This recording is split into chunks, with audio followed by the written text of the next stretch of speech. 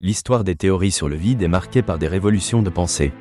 Cela commence dans l'Antiquité avec des notions confuses et se poursuit jusqu'aux découvertes modernes qui ont changé notre compréhension de la nature.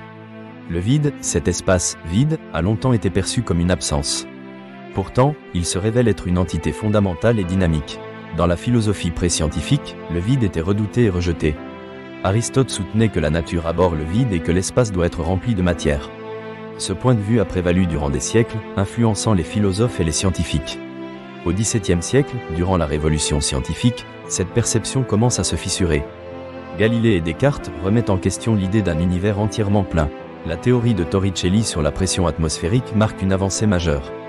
En 1643, il réalise une expérience célèbre avec un tube rempli de mercure.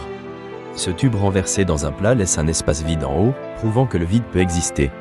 Cette découverte engendre le travail de Blaise Pascal, qui explore cette dynamique plus en profondeur. Cependant, bien que le vide soit reconnu, sa nature reste encore mal comprise.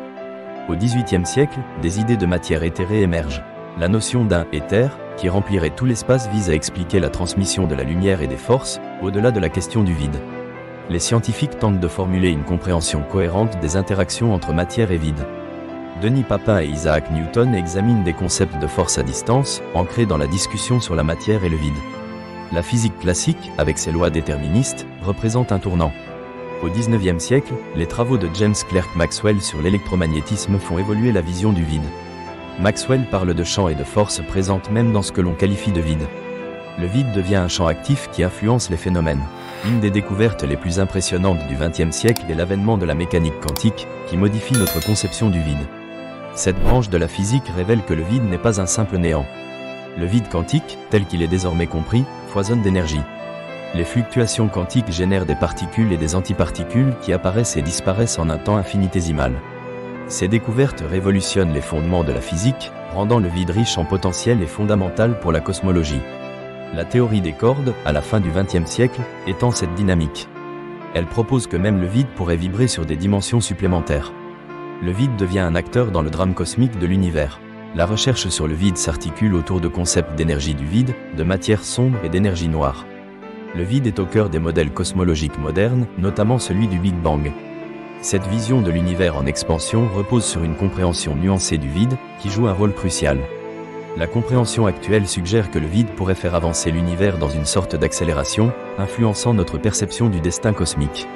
Le vide, malgré sa simplicité apparente, est devenu l'un des concepts les plus complexes de la physique moderne.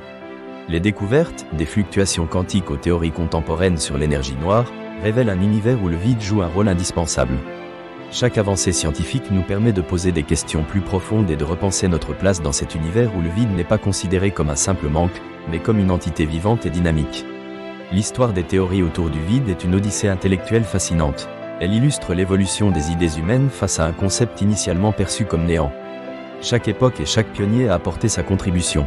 Le vide est désormais reconnu comme un acteur vital dans le fonctionnement de l'univers, une source inépuisable de mystère et d'émerveillement.